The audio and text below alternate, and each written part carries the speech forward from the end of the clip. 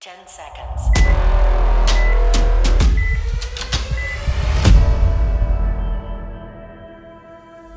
Welcome back to Outside the Net. Today, me and Steve sat down with Marcel Blake to dive into what it really takes to become a true athlete in paintball. We talk health, fitness, and discipline, and how programs like Off the Leash, created by Paddy Gleason, are reshaping the way players train for the game. If you've ever wanted to know how to fuel your body, train smarter, and show up on the field ready to perform at your absolute best, then this episode is for you. Marcel brings his own experience and insight that every player can learn from. I'm Brady Nickel, and this is Outside the Net.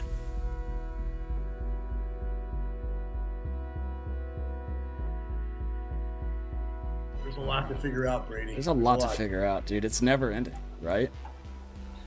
Like, I need to figure out why Marcel stays so good looking all the time. Yeah, man. There are a lot of things to figure out in this life. Let us know your secrets.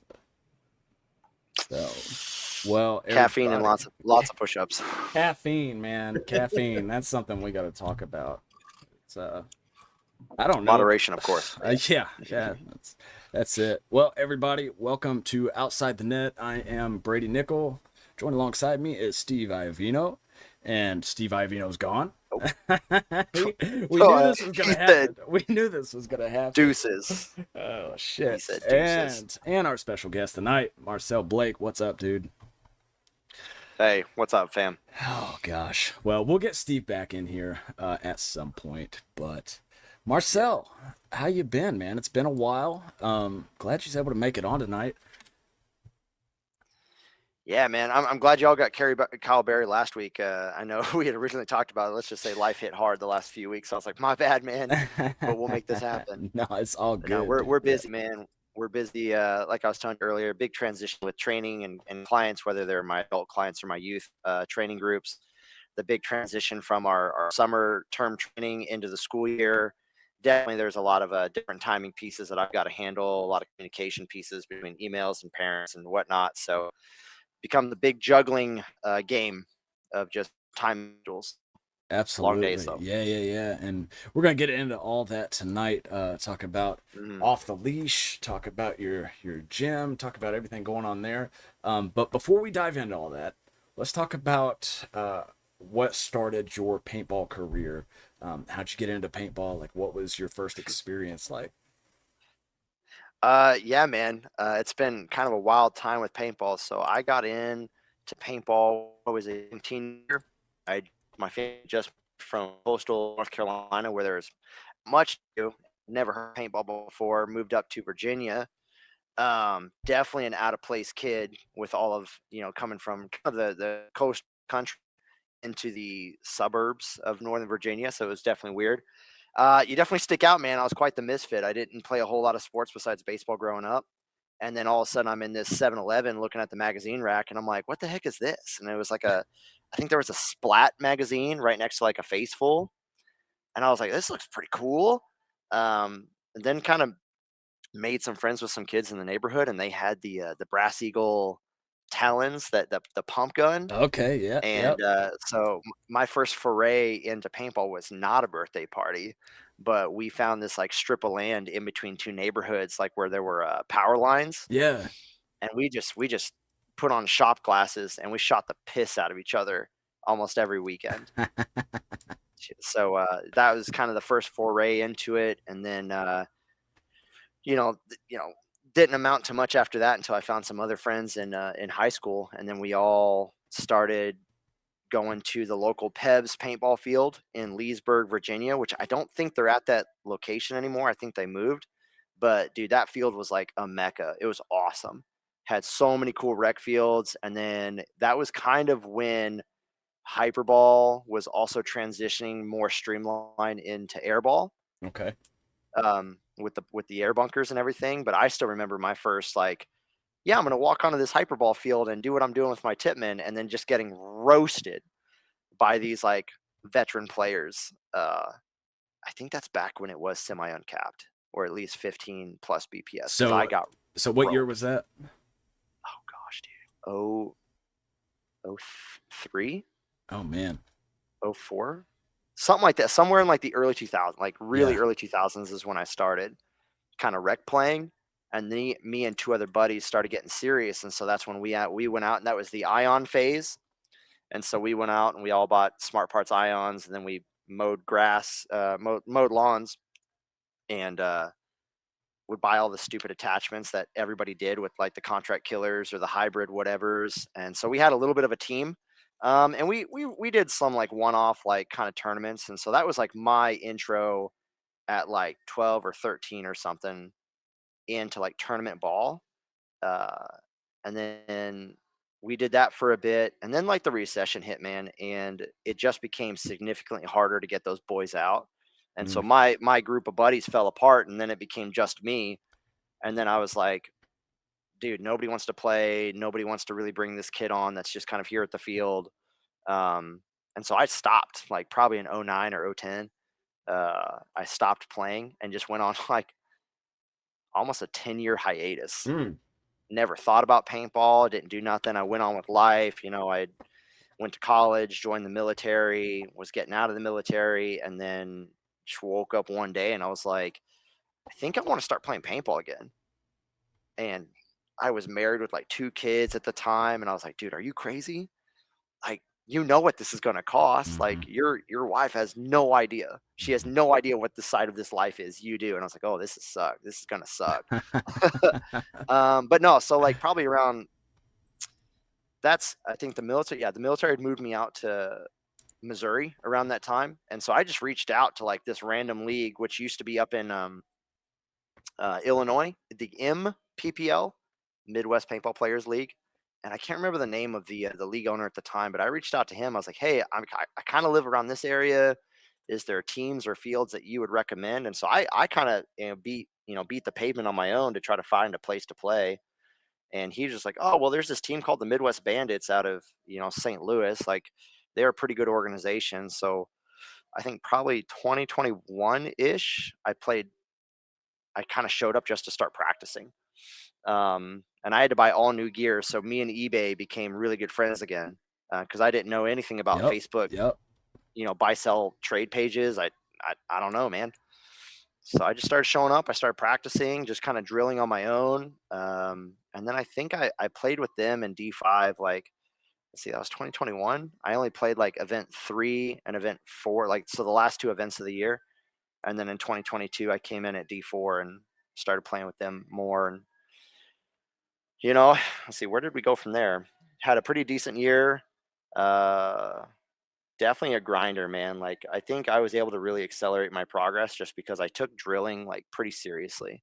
And I knew that due to my like real life scenario, like had a wife, had kids, had a job, like was trying to figure things out. I couldn't get to the field all the time as much as like local players. Plus I was probably 2 to 2.5 plus hours away from the field. So it's just impossible for me to like commit to like, I'm going to be there every weekend or every other. I was like, it's just not happening, dude. But I would drill all the time, like at my house or at, the farm that I lived on at the time. But then when I did show up to practice, like it was like, hey, I'm there at 8 and we're going hard as long as we can. Yeah. And then whatever. So it's really just capitalizing on time.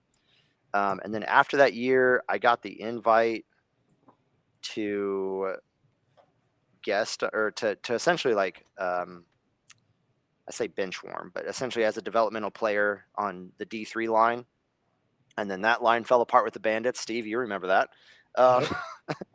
And then Steve and some of his close buddies with Ruthless, they did what I call like the Ruthless project, the Ruthless Factory project. And so there was a quick little fire hose of a season and a half of semi-pro. That was crazy. That was wild. It was a great time, man. I still miss it. I'm not gonna lie. It was a great I can time. honestly say there are so many semi-pro teams that popped up after us. I don't care if we were dead last, but we kind of opened up the gates. I don't care what anybody says. Yeah. So that was a crazy experience. But luckily, like, because of that season and a half, and then my points not, going anywhere, I was able to just kind of like melt myself back down to D4 and enjoy, find love for the game again. Cause, you start playing at that D2 semi-pro or level, or even if you're ranked lower and you're trying to, like, you have to realize like there is so much more that goes into it to not just like hang, but to be competitive. And if you as an individual aren't doing that work, or if your team as a whole isn't doing that work, like what are you doing there?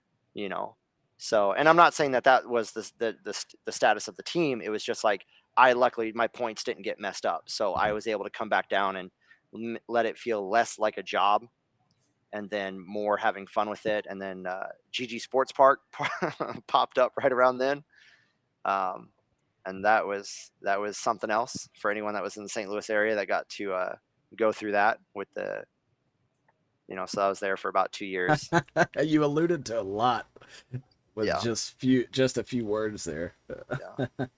Like it wasn't bad, but there was definitely some things within that were like, a little bit of a letdown. I never had anything super ill will happen to me, but there was definitely some promises or things that I was really hoping to come my way. Over promising and under delivering. That's what was happening. Well, let's break it down a little bit. I mean, go in as much detail as you want, but I mean, field owners gotta know, like, if you're gonna make all these promises and offers to your team, you got to be able to back it up, right? So I don't know exactly what happened, but you share as much as you want to share. I mean, there's not much really to it. I think a lot of it's out there, and again, I was not one that was like maligned the most by very much of it, but it's just like business, man. Like you can't overpromise and underdeliver. And if you're going to go into a project, let's just use GG since we're on it. Like if you're going to go into a project like that large, like you've got to be realistic. Like you've got to like you and I were talking about earlier, Brady, like you need to look at like what your Everest is, like what's your main goal that you're trying to conquer. Because Everest has been proven that you can hike it, you can conquer it, but you have to do it in phases. You have to get to different camps along the way. And when you try to like just conquer this Everest too fast, you risk burnout, you risk disappointments, you risk underselling or under delivering. Sorry. And I just think there was a lot of promises made and a lot of like hopes. And I think it was just too much too fast. And it kind of really sucks because honestly, having GG an hour away from my house was clutch for me. Like, even though I stayed in D4 those 2 years, I was able to go to like the Wednesday drill nights almost every week. I was there at least once a weekend, both days for sure. And then at least a Saturday half day somewhere in between each month. And that's outside of us practicing for events. Yeah. That was probably some of the best paintball I've played, just because a lot of it just came down to instinct. I didn't have to show up to practice and have to practice like my off the break shooting.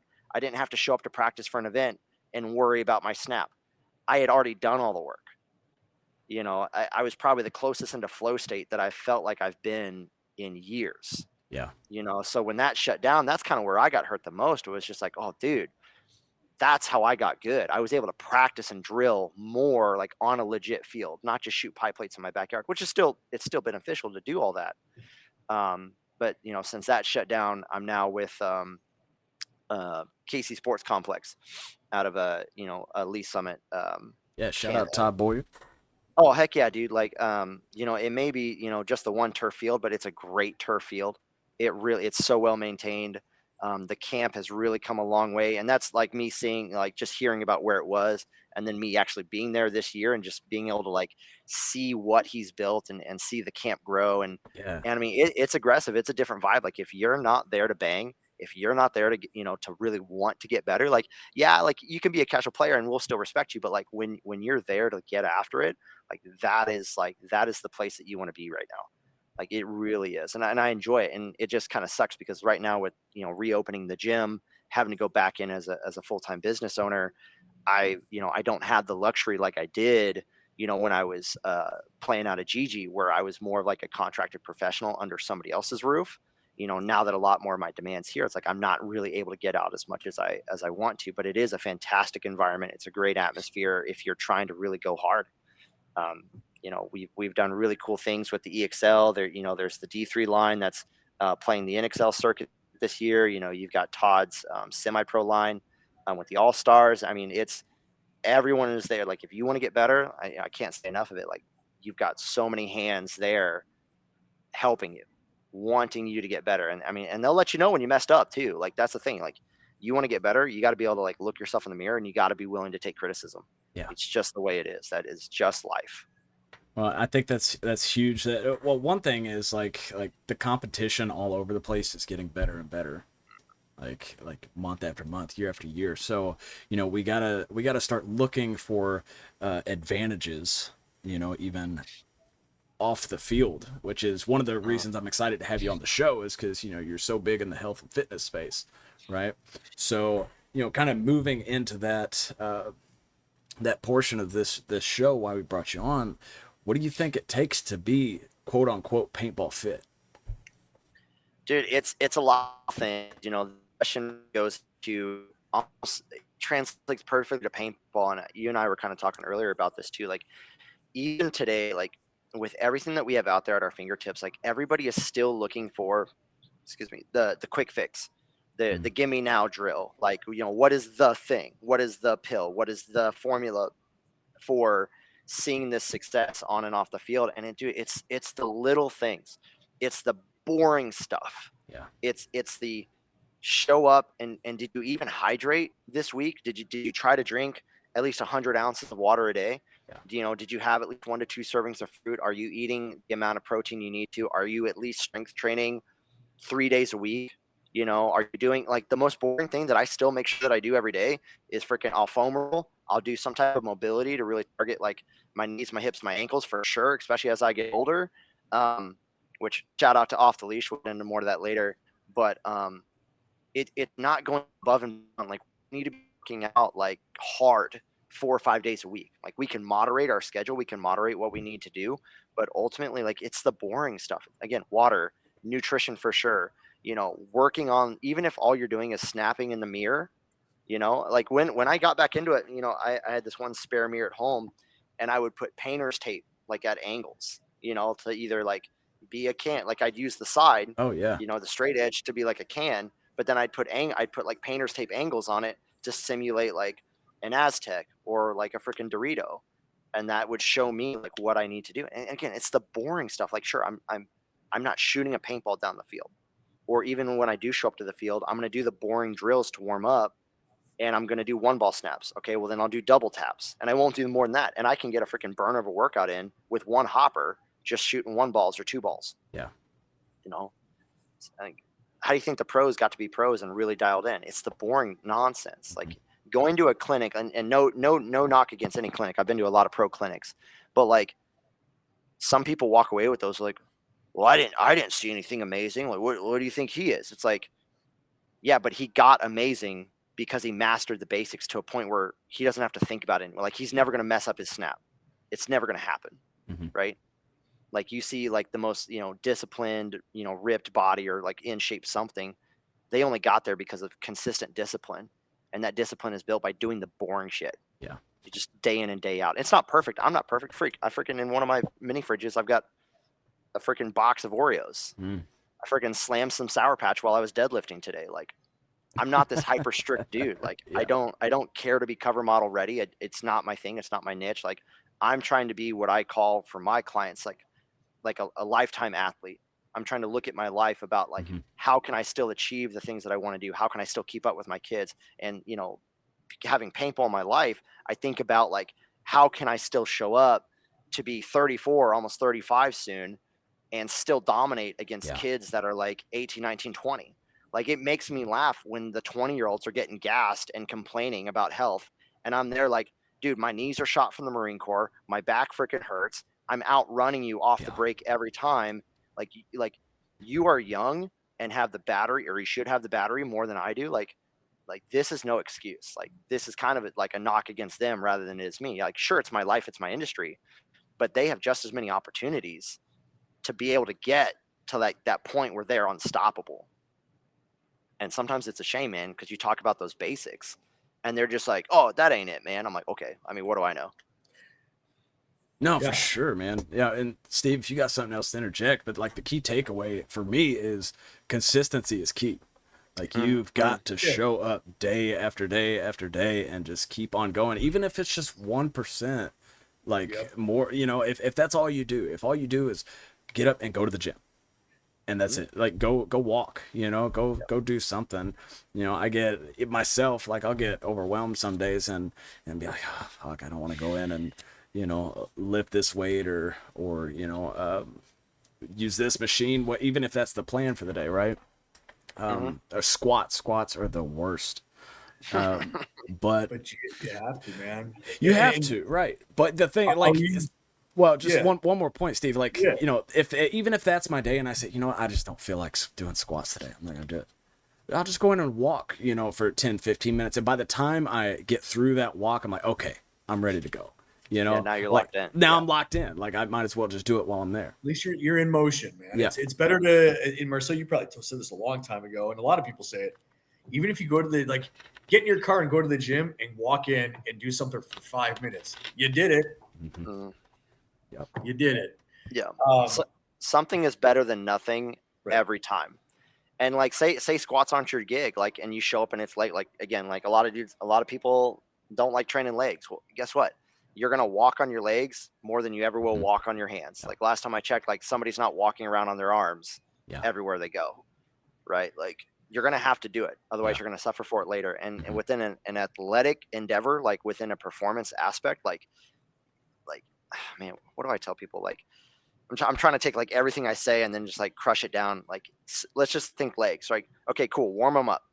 If you're going to do anything, do some type of like a press. So whether that's a goblet squat or a back squat or a leg press, okay, do that. Keep it simple. Okay, now do a hinge. So like hit your hamstrings, and then do something that really focuses on like exploding through your glutes, whether that's like a box step up or like reverse lunges with something added into it.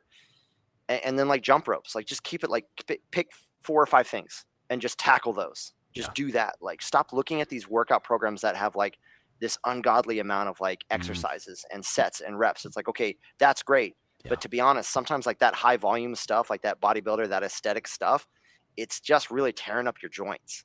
Yep. So there's things like OTL that, like, one of my greatest things that I really loved when I started joining them before I was a coach, and kind of helping out Paddy there, is like how my issues getting older were really being addressed. Of like, my hips always felt tight, my knees were always locking up, like, and all of a sudden we started implementing more of like not just strength focus, but now we got mobility mixed in as well. And it's not just its separate thing, it's a part of the program.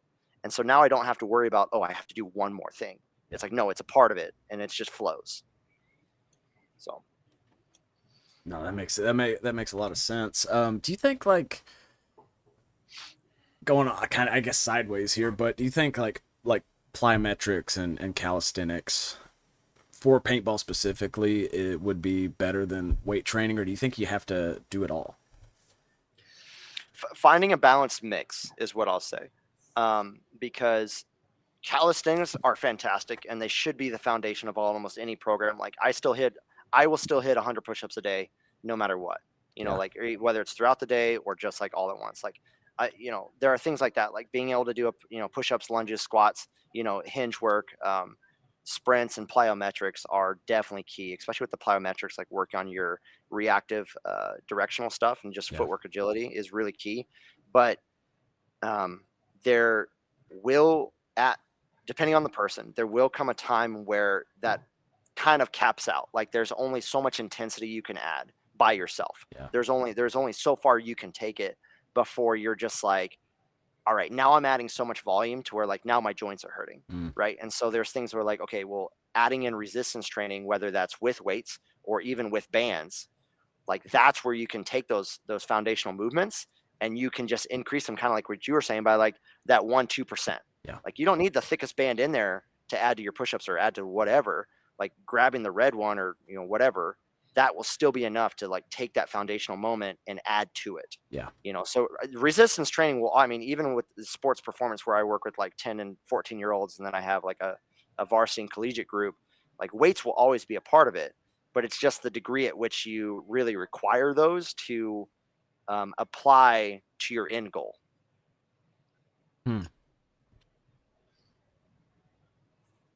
Yeah, I think, kind of to your point, like, I've fallen in this trap a lot with overdoing the weight.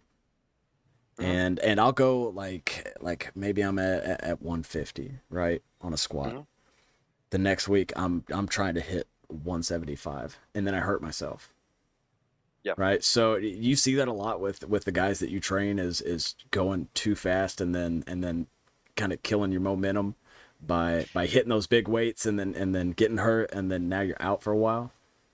Yeah, it's definitely depends on the mentality. I see this in men and women. A lot of men, like it's checking your ego. Mm. Like you can follow a plan, and I'm notorious with this too. Like, dude, I've kept every workout journal that I've ever done since 2014 is what I have down here, and I can make notes in there, and I can tell you when I push too hard Yeah. to a point where, oh yeah, I did. Just to use your example, I did 150. I'm going to do 175. Okay, well, if my last logged weight from the week before was 150, and I'm trying to make a 15-pound jump, like I better be feeling really good with my form, because if I'm trying to make that, 25-pound jump. Can't do math right now at the end of the day on a Thursday, but that may be too much. So it depends on the person, depends on how you fueled into it, and depends on your ego. Like, biggest lesson I learned when I herniated my back in college was just check your ego, dude. Like, same with on the field. Like, if you can't back it up with like confidence and consistency, like your ego has no place. Yep. It has no place. I have 2 points to make on that, right? I'm 43 years old. I was in the best shape of my life last year, but I wasn't checking when I was working out. I was doing squats just like you, Brady. I was killing myself. And, Brett Erlinger and I used to text each other every morning, like hitting the gym, right? And I was at the point where I was squatting like 200 pounds, right? Which is like the best I've ever done personally. And I hike like crazy. Well, what did it take? It took a 200-pound Russian dude, Dimitri, wrestling with me at the field to repair my ACL. It didn't take me working out, but to Marcel's point, I was overdoing myself and had no idea. Yeah. I was just overworking my body and did not realize, dude, you're 43. Mentally, you might feel like a certain age, but your body's 43 years old. Guys, quick break. If you love paintball, make sure you sign up for the PBN waitlist. Just hit the link in the description and lock in your spot. We're building the first ever streaming platform for divisional paintball, and that's just the start. We've got plans to feature mech, pump, magfed, scenario, even big games. This is the future of paintball content, and you don't want to miss it. Links in the description. Go sign up now.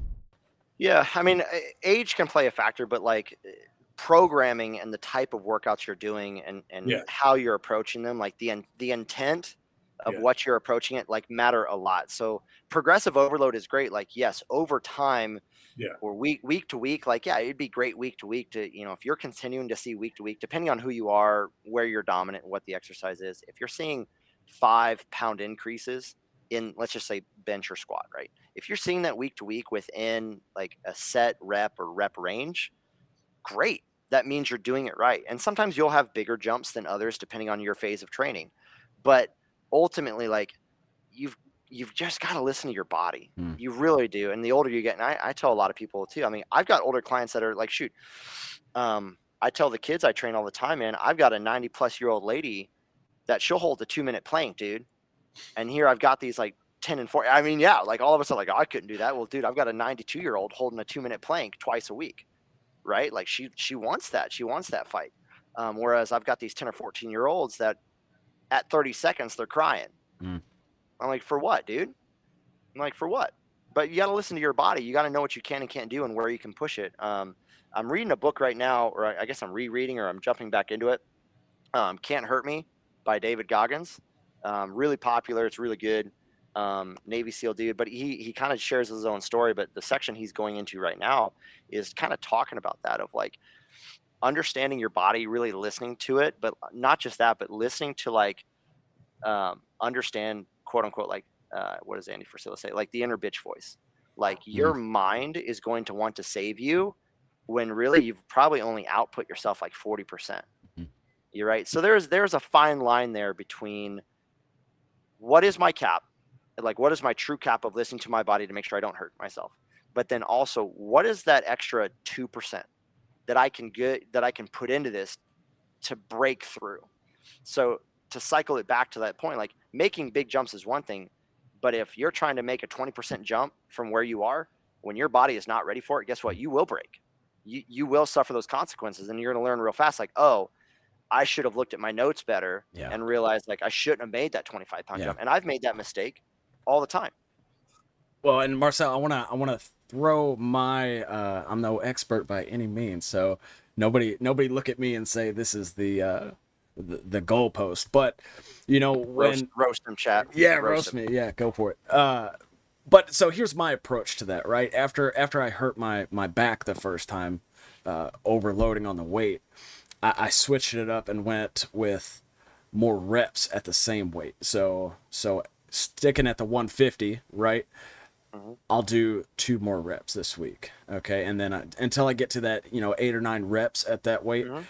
before I ever even think about moving up, right? There So you is go. that, do you think that's the best approach to overcome that?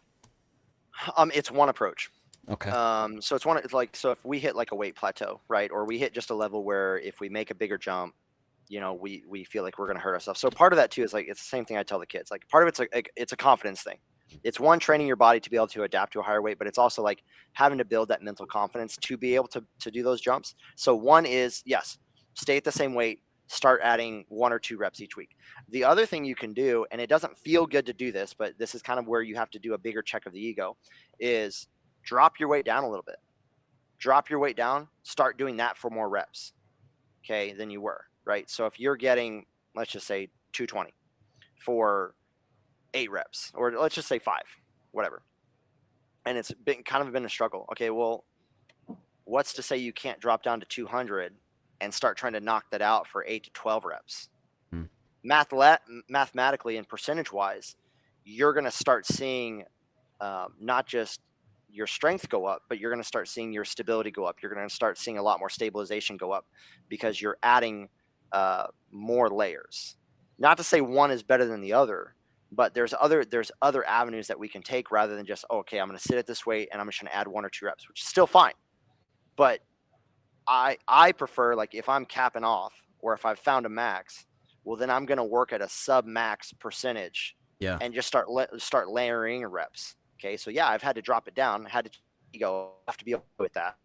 Now I'm going to start something where my reps stay higher. So like, let's just say 8 to 12 to keep it easy. But now I'm going to progressive overload to where I'm adding in, 5, 2.5 to 5 pounds each week. Yeah. And then all of a sudden you're going to realize that 4 reps in your strength, you're now lifting for more reps what you were when you were stuck at, say, 4 to 5 reps. It's kind of magical how the body adapts when you kind of push it that way, but you have to be able to maybe sometimes take a step back, Yeah. just take larger steps forward, especially with like weight training or your speed work or your agility or even your mobility. Like mobility is the hardest thing to get people to buy into, whether that's your warm up, your cool down, or extra sessions throughout the week, just because it just seems so boring and it hurts a lot at first. Mm. And then all of a sudden now you think, oh, it becomes tedious. But until you start seeing that translate into, oh, wow, I run better, I sprint more efficiently, I can take my 6-foot frame and crouch it down behind a small kick, and they can't shoot me any easier than the freaking 5'6" lean skater boy, right? Like I can collapse myself and still, and I can do all these things, and I'm bigger than most people. Yeah. You know, Yeah. Absolutely. Steve, you got anything else there? No, they're all I- great points. Yeah, so I wanna kind of move into, because we got about 20 minutes left here, but off the leash. Can you kind of give us the breakdown of what that is, how that got started, and what your role in the program is? oh man, dude, I wish Paddy was on here, man. For the founder, the creator, the mastermind We'll have himself. to we'll have to get him back on. You guys come on Dude, together. Paddy. Oh yeah, yeah. Yeah, dude. Paddy is a G, man. He is fan through and through. Such a good dude. So again, I was already running my own business. I was a trainer. I was a coach, but I realized that like my approach to prepare for pain too much. Like I still got my training notes somewhere for everything I was trying to layer in, and it got to a point like 6 weeks in, I was like, I am trying to do too much. Like I do not feel like this is efficient. So I reached out to Paddy and I was like, hey man, I'd love to come on as an athlete or as a client of OTL. And that's where I started. I started as just one of the guys. And just very immediately with that phase, that movement phase, which I actually believe is there on the base camp on the website. And I did send you that link that you could kind of like tag in so somewhere. speaking of that, that is in the description of this video, so you guys want to check that out. Sweet. Yeah. So everyone, like, if you're really looking for something, like last I checked, like the base camp is like cheapest monthly subscription ever, and it gives you access to just so many tools and resources, whether that's some training plans, some mindset thoughts, some of the Zoom calls, and even nutritional trainings that I've done for the camp in the past. They're all in there, and it's super cost effective, and it's the lowest tier that we kind of offer with OTL. But that was the thing. So I came on as an athlete, and I just immediately, in that first phase, the movement phase, like my body felt so good, like not just strength wise, not just with power and speed and my agility, but like my mobility, dude. My hips never felt better. And this was after almost 8 years in the Marine Corps, just getting freaking pounded on through the infantry and being a combat engineer as well. I was just wrecked, man. My body was just tore up. And so off the leash lifestyle, it's not just about what we're doing on the field, but it's a lot of what we do off the field. Like there's a lot of things that we talk about that translate into our mindset, our mindset over the limits, like the limitations that we may put on ourselves or life may put on us. Like we can overcome those, but we have to do it in a way that's going to be conducive for our growth. And Paddy is the epitome of that, man. And just the way he leads the group and what he does through the Zoom calls and the private calls to athletes, and with the programming there, it's so well thought out. And it really is tailored to the full picture that is paintball. I mean, you talk about a dude that's had his own journey through the leagues, playing pro, raising a family, doing all the things. Like his life definitely applies to, like, he is OTL. And it is an amazing group, and we've got an amazing group of athletes. We've got a handful in there that are pros, all the way down to D4, D5, and it really is a fantastic community. And I love being a part of it. And then it just got to a point where I saw everything that was happening, and I was a part of the calls. And finally, I just kind of came to him as like, hey, man, like, I just kind of had this thought. I just kind of see it growing. I was wondering if I could, like, click well, like, I wonder if I could offer service just to help, And so he said yes, it was a great idea. So for the athletes that kind of pay for the elite tier, that kind of like that highest level tier, for those, I will do kind of the nutrition check-ins and kind of help them through that. So that's like one less thing for Paddy to do. And, and it's kind of been fun to be a part of that and to help them out. And, there's ebbs and flows to it too. Like, sometimes there's, a lot of athletes in there, and some learn a lot, and we're able to, like, get them to spread their wings and fly, which is a lot of our goal, is especially for me on the nutrition side. Like I said, like dialing in the basics, like just being disciplined in the basics. Like once you have a handle, and once you've been taught like what it's really going to take to excel, whether that's day-to-day with training, whether that's event prep or long practice weekend prep, like once you learn those basics and what works for you, there's really not a whole lot I have to do. Yeah. So like we see a lot of people that would come in, they do a lot of the nutrition check-in, they're there for say 3-5 months or whatever. And then they'll kind of like back off down to just the remote training tier, which is totally fine because they've been given the tools and the resources to succeed.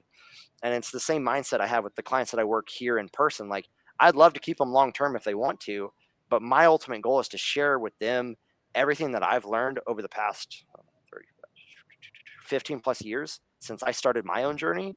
And I'm still learning. So if I can give them all of the tools and resources that I see success with for them and help them understand how to apply it to their life, well, then I've won. I don't need the dollar amount to keep coming through the door for me to think I've won. It's going to reciprocate eventually. And there's a lot of people. I mean, so on average, I probably personally had for 5 to 8 months in length. And then at that point, they're just like, hey, I've got a handle on this. I'm like, cool. Yeah. Go do it. I'm here to help if you can, but like, go do life, man. Well, that's really cool, dude. Like, and you're not supposed to like have your hand held forever, right? Like that's kind of the, you get what you need, and then you take it from there and go do it. Now, is there like a private group that comes with it? Like because I think a lot of times I would like some accountability, right? At least a group of people that are doing the same thing that I'm doing, even if it's not every day I'm checking in with a coach or something. Right. So So yes, OTL has a group. So through the app that he uses to send out the programming in there, there's like an OTL athlete chat, and so we're able to kind of jump in, and we got dudes like Thomas Taylor in there, we've got Grayson Gladstone in there, like we have some pros that interact, and then a lot of it's just other divisional players. So there's moments where you'll jump in, you'll share a workout video, you'll show a picture, you'll check in with the boys, or he'll drop in like the Zoom links for the Zoom calls each week.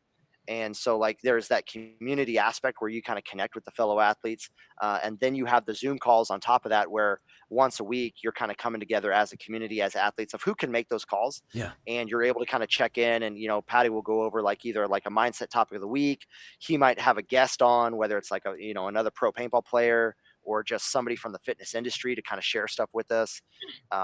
Or he'll just talk about the upcoming programming, or he'll, do weekly check-ins about like, hey, I'm seeing everyone, because he's able to get in and kind of see where everyone's at in their programming. And so he's like, hey, Ben, just to use a name, like I saw that you made a note that you were struggling on this exercise. Like, talk to me a little bit more about that. And like, maybe there will be something that applies to somebody else in the group. So it's just really cool to be able to jump in there as somebody that's new or a veteran and just kind of continue to connect with the other athletes. Yeah, dude, that's awesome. I'm going to have to check that out, because it's just nice to be able to be plugged into a community like that, just to stay on top of things. Yeah. And I'll tell you this, man, and a lot of other coaches will say the same thing. Like the price point with OTL, like more than pays for itself over. Like if you look at standard remote coaching, like honestly, for me under Phoenix Fitness, like I usually charge double what OTL is. Like it just to be honest, just as far as the industry standard. And so like just the bang for buck and the amount of resources and tools and strategies and workout, like the amount of thought and that goes into putting together the phases of the workouts, because it's not just the same workout week to week to week to week to week throughout the whole year. Like there are phases that progress on top of each other, and they build, and all of a sudden you're coming back to like wherever he'll restart. And the thing is, like, your entire series of phases have built you up, and now it's like, okay, well, we're going to keep going again, like and so it's there's consistent progress throughout the entire year, whether you're off season, in season, or whatever, and what have you. That keeps it fresh too, right? Because I think I'd be bored out of my mind if I was doing the same thing over and over and over again. So that's really cool. Steve, you got anything else there? Because if not, we're gonna go into some of these Discord questions. Let's do the questions, man. Let's do it. Okay, so Tom Lucier, I know you know Tom. I think he's the only one watching live right now. I think Jaden may be in here with us. So we got to ask his question. What's the best way for an old, out of shape baller to prolong their career? Well, Tom, that would assume you're still a baller, but no, I'm kidding. Nah, I get this a lot, man, especially with people that used to be athletes or used to be a lot more hardcore in their routines and kind of fall out of it, or just life happens. Like, you got to get moving. Whether that's like you're walking 45 minutes a day, or you're gonna walk on some days and then get on, start doing like a jog walk interval. Like one of my easiest like off day cardios that I'll do is I'll set a timer that's 30 seconds on, 30 seconds off. I walk, I run. I walk, I run. Literally like one of the easiest things. And I'm not saying like your run has to be a sprint. I'm not saying your run couldn't be a jog, but as long as it's not a walk, you're adding intensity. You're essentially creating like mini sprint intervals, right? So that's like one of the easiest ways is like, you want to get back in shape, start moving more. Like, especially like nowadays where a lot of the workforce is very sedentary, it's very sitting. Like you have to realize like if you sit a lot for work, unfortunately, the sad reality is you're going to have to work harder to move more, especially the older we get, like quote unquote, like your metabolism slows down kind of from like sitting more. But on top of that, it's when we sit more and we move or we exercise less, we're not maintaining or building more muscle.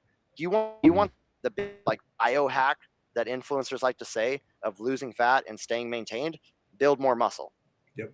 The more muscle you have, the more fat, the higher your metabolism will be, even when you're sitting down or sleeping. So I had prolonged, really quick point, Marcel. I had prolonged my recovery from my ACL surgery because I work from home and I sit down all day. And I was over here like, I'm going to be back on the field in 9 months. It's taken me, I wouldn't say twice as much, but call it 6 months more because I work from home. I have to do more work. Yeah. I'm And sitting down there. it's a sad reality, but it is the reality. And so, like, yeah, when you're more sedentary, that's what it comes down to. But for those that work more like labor intensive jobs or blue collar, like, a lot of your movement is already there. So then my thing is like, okay, so the biggest thing we need to, well, for both, it's nutrition. But the biggest thing that those guys need to do is like, okay, well, because you're working so much and you're moving more, your workouts really don't have to be as long, but you need to make them more intense, whether that's just the intensity of the tempo or the intensity of the weights itself.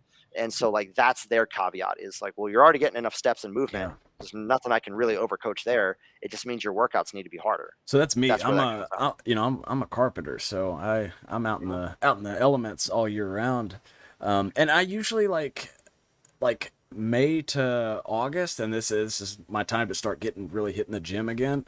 I kind of back off the weight room, but my diet is definitely the biggest struggle. Because I'm smashing breakfast pizza every morning, and Hey man, eating the that burritos. Casey's, Oh that yeah, Casey dude. has Hey. that Casey's breakfast pizza's got crack in it. You can't sleep on Casey's, bro. Hey guys, real quick, if you're enjoying this conversation, make sure to hit that subscribe button so you don't miss future episodes. We've got more top players, coaches, and industry voices lined up, all sharing the kind of insight that helps you level up your game. So pause for just a second, subscribe now, and let's get back into it. No, you can't. But yeah, even when I was landscaping, man, before I started doing this, I mean, I landscaped pretty hard and we're like building retaining walls up at the crack of dawn, and we're working and through the skid steer lights, right? But even with that, depending on how long my day was, like I came home, I helped put my kids to bed if they were still awake, and then I would hit the little home gym, and I wouldn't do a lot, but I'd do something for 30 minutes, and I would hit heavy weights, and then I'd go shower, and then it's rinse repeat, and it's a matter of like, do it. Like if that's what you want and you want it bad enough, you have to do it.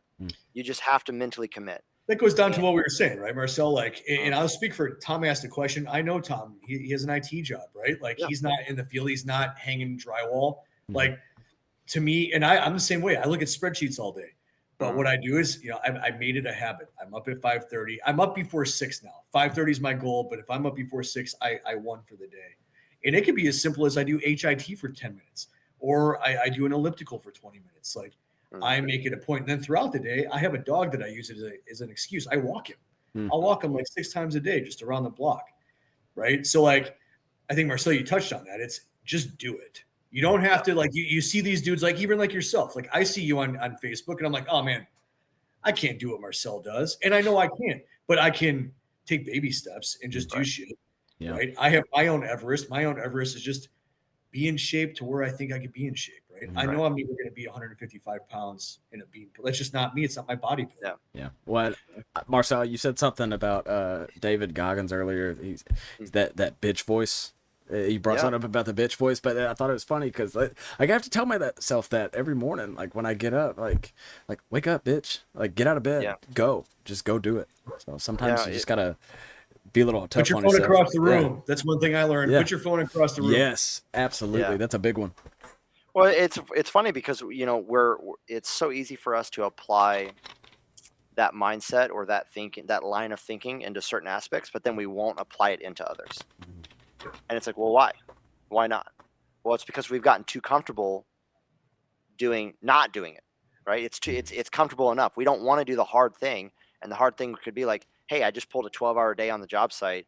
I really don't want to do this, but it's like, how about you just do it, even if you're showing up for 20 minutes? Okay, you're already warm. Your heart rate's up. You just finished the job site. Okay, it wouldn't be, you wouldn't even need to really step on the treadmill much. Just go in there, bang it out. Like, and I think the hardest thing too is people just not having a plan. Like we've never been in an age that has had so much information and technology out there, and yet we've never felt more lost and confused as a society. And I mean, that's not to get into the weeds of anything else, but it's like, especially within fitness and the influencer side, like I get frustrated at just some of the stupidity out there of like people trying to sell something like, yeah, that's not going to actually help them. Like that's not actually going to do it, but you're selling it to somebody like, oh, that's the golden ticket. Right. So really it's just show up and master the basics, like do the things that's got to get done, work your snap, lunge, push-ups, do something foundational that will build you up. And again, if somebody has access to like, let's just say Planet Fitness, right? And they're just like, well, what should I do? I was like, okay, well, just make it a full body circuit.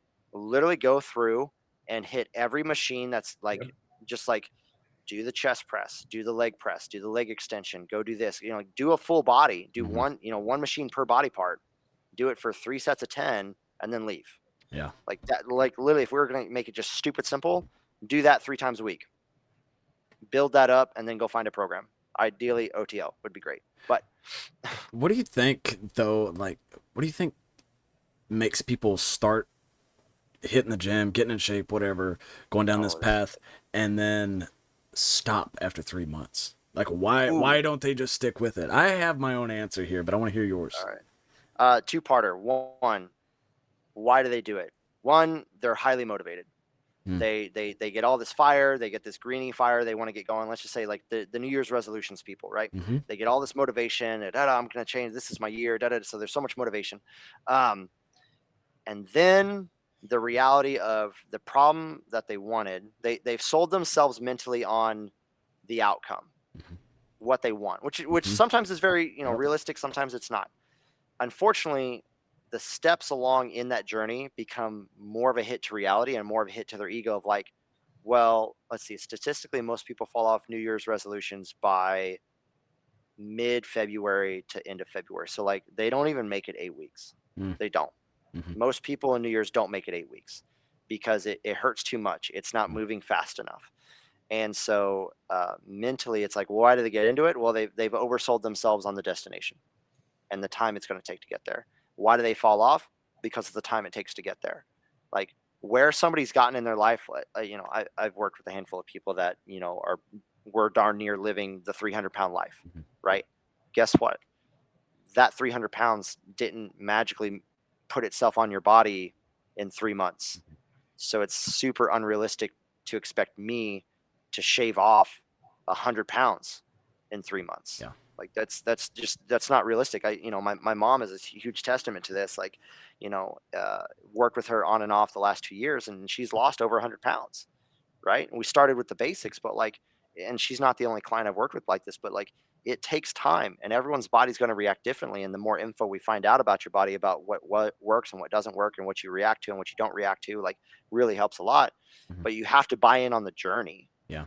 Everyone that's looking for the quick lock, the loss, the quick fix, all these other things, they don't realize the older we get, we have to buy into muscle tone. We have to buy into developing more strength because why do we in our elder years, by the time we turn 30, depending on your setup, we start having muscle degeneration by 30 to mid 30s. And it only gets worse the older we get without it being addressed. Yeah. So the best thing we can do for the longevity is weight train. Don't overdo it. Don't go crazy with the weights, but build your muscle tone, be stronger, be more stable, be more agile, move more. That's why I've got 70, 80, 90-year-olds still moving, lifting weights. I don't have them deadlifting 200 pounds stupid. Yeah. But do I have them squatting and lunging and doing push-ups and rows and all this other stuff and holding planks? Yeah, I do. And it's helped them and they're still healthy. Yeah. No, I think that's a great answer to it. And where I would have gone with it, I guess, is my own reasons for why I do the things I do. And this is not just weightlifting, weight training, whatever. It's anything in life. Is pain is stronger than desire. So, for my case, right, the thought of dying young when, you see all these guys and women dropping in their mid 30s, early 40s, I don't want that shit to happen. So I'm going to do whatever it takes to be in the best health that I could possibly be. And that tenfold outweighs the desire of having a beach body, right? Yeah. I don't care if I look like Chris Hemsworth. I just want to live. I want to live as long a life as possible. And I think, a lot of people don't see it that way. And some people, even if they see it that way, they don't care, unfortunately. Yeah. That was one of the other thoughts I was trying to realize, but you said it, the pain has to outweigh whatever it is that you're feeling. It has to be painful enough to force you to change, to want you to. So part of it's motivation to change. The other one's pain to change. And the other one, like you were saying, want the longevity of it. A lot of people, especially parents, will say, oh, I would die for my kids. Okay, well, would you change your lifestyle to live longer for them? Yeah. Would you change your lifestyle to be more present in their life? how many times do we see parents and like they legitimately in their 30s or early 40s, when you can still be hyperactive, cannot keep up with their young ones. I mean, and again, I'm not saying everyone has to be this hyper, super fit athlete, but like, look, if you can't chase your kids around or throw them up and down and, in the ground, from the air at least 5 times, and you're out of breath, like, hey, let that be a reality check. Like, let that be something like, hey, if I continue this path, am I actually going to be present? Am I actually going to be enjoy life with them? And am I leading by example? Like, and that's like a lot of parents I train, like, that's the mindset. Like, are you leading by example? Because if you keep going down the path that you're going, what are your kids going to see and be okay with? Physically and fitness wise and with That's health. huge. Like, yeah. That's a generational curse. And that's a generational curse that not enough people really talk about is what mindsets and what health and fitness habits are you translating? And again, nobody's saying you have to be an avid gym goer and this bodybuilder power, all these, extreme things. But if your kids see you trying, they see you prioritizing your health and wellness, not being super crazy about it. Well, they see that, dude. Kids see way more than we think they do. They are sponges. They will see things. They will emulate our behaviors, the good and the bad. That's so good. Steve, got anything? I'm good, man. All right, we're gonna move on. I've got another one from Tom. You got to see this one. Okay. Let's see. Hey Brady, if you get a request, I'm gonna skip to my phone. I gotta pick up. Speaking of kids, I gotta pick a kid up. You're good, brother. Yeah. Okay. Marcel, can you explain this photo? Hold on, let me show it on the stream. Oh, Tom wants you to explain this photo.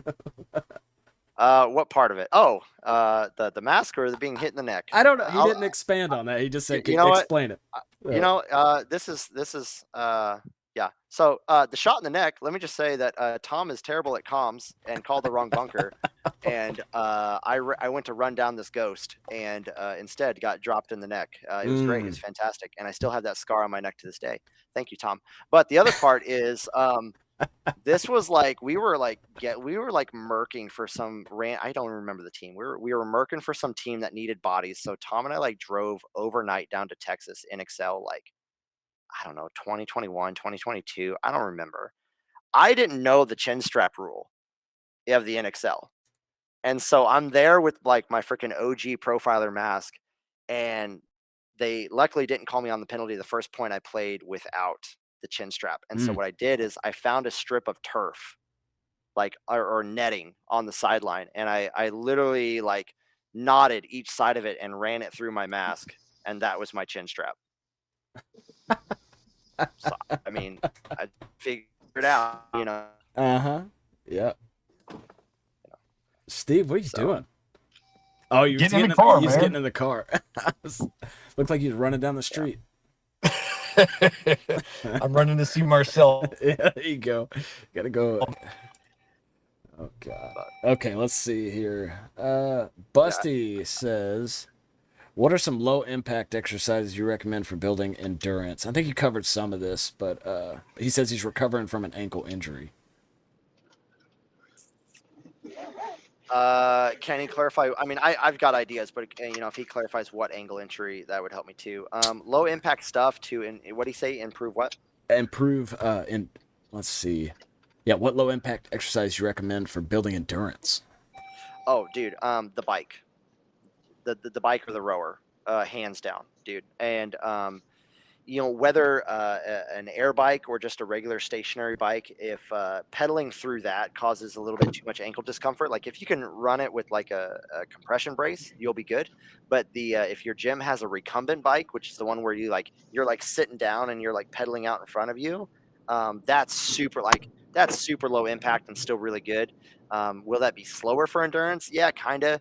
But yeah, if you can get on an air bike, even an elliptical or a rower, I mean, the rower ain't going to do jack to your ankle, but you can build up a ton of crazy endurance with a rower or even the air bike, because essentially what you're doing is you're kind of fighting yourself. The resistance is going to be as hard as it will be depending on how hard you want to pull. So you can go for steady state. You can sit on there for 10, 12, 15, 20 longer minutes.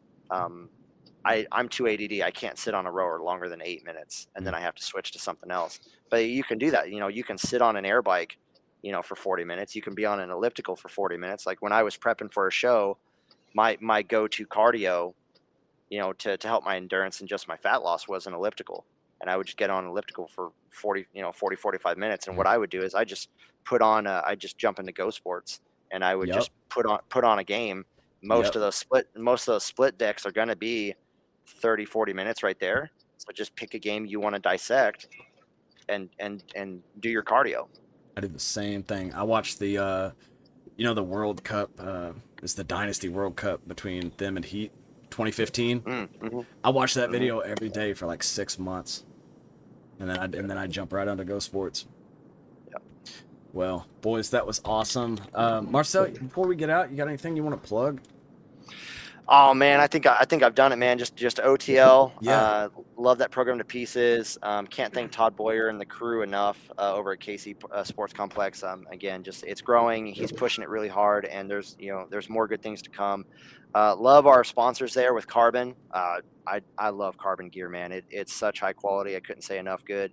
But yeah, man, I mean, that's pretty much it. Like, I don't have a whole lot of sponsors anymore to worry about. And unfortunately, I'm wearing an old dye shirt from the Ruthless days. There you go. But all my other stuff is dirty and stinky. Well, we're gonna post that link up for Off the Leash in the following YouTube video that we'll post from this. So we're gonna edit this up, and then we'll put that link in there. And then also, if like people want to get in touch with you, where's the best place to get a hold of you? Best place is probably just gonna be Instagram. And oh yeah, I totally forgot to send that to you, but that's cool. Yeah, we'll post it up. Yeah, it's just Marcel Blake _Phoenix Fit. Yeah, ain't much to it. That's the best way to get a hold of me directly, and then we can kind of just go from there. Hell yeah! All right. Well, this was an awesome episode, boys. Marcel, I appreciate you jumping on, man. This was insightful. Yeah, man, this is great.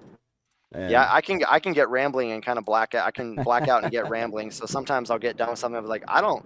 It's kind of like that scene from what is it, Billy Madison, where he just goes on that string and he's like, I think we're all dumber by listening to you. So I'll come out of a tangent and be like, I sound dumb. So no, man, no, this was perfect. It's what we need, and I think we could go on a whole other episode about just different ways that we can think about our nutrition and how we're handling our diets, and then. Of course. Oh yeah, I mean the prep that you need to go to get into a tournament, whether you're traditional or whether you're at the NXL, like we can go into all that. We can go into your day to day. We can just everything depending on what you want to do to hit your goals. Yeah. Are you trying to gain size and power? Are you trying to lose weight? Like there's so much. There's a lot we can do.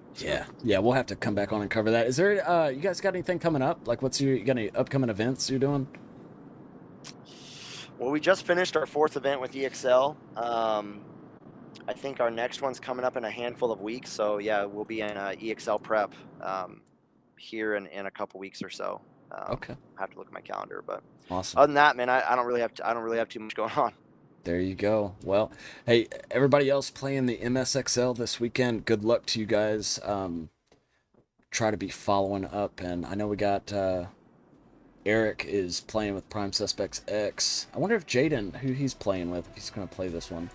He was in the chat with us tonight. But anyways, good luck to you guys, and hope you guys have a great tournament. Otherwise, we'll catch you boys later. Appreciate you guys, and everybody have a good night. All right. Thank you, man. This was awesome.